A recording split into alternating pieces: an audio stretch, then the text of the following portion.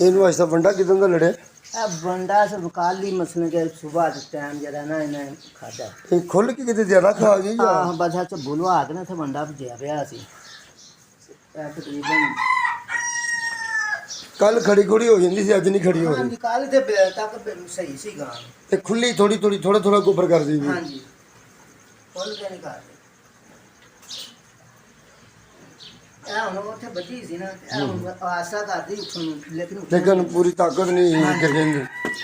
ਇਹ ਹੁਣੇ ਆ 15-20 ਮਿੰਟਾਂ ਚ ਉੱਥੋਂ ਨਾ ਐਂਜ ਨੂੰ ਆਈ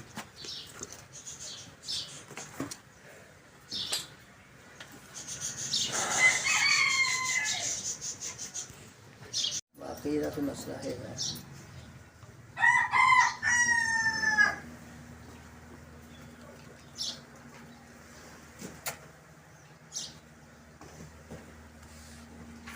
ਯਾ ਤਾਂ ਬਾਅਦ ਮੈਂ 3 ਮਹੀਨੇ ਤੋਂ ਬਾਅਦ ਹੀ ਪਤਾ ਲੱਗਦਾ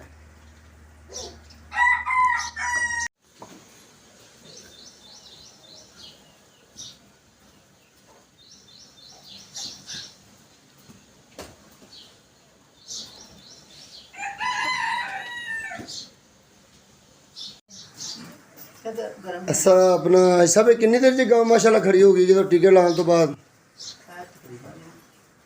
ਇੱਕ ਦੋ ਮਿੰਟ ਲੱਗੇ ਟੀਕੇ ਲੱਗਣ ਤੋਂ ਬਾਅਦ ਫੌਰਨ ਖੜੀ ਹੋ ਗਈ। ਸੂਈ ਕਿੰਨੇ ਦੇਰ ਦੀ? ਸਾਲ ਹੋ ਗਿਆ ਸੂਈ ਨੂੰ? ਸਾਲ ਹੋ ਗਿਆ ਸੂਈ ਨੂੰ। ਵੰਡਾ ਖਾ ਗਈ ਰਾਤੀ ਬਹੁਤ ਜ਼ਿਆਦਾ, ਵੱਡਾ ਖਾਣ ਨਾਲ ਡਿੱਗ ਪਈ ਸੀ।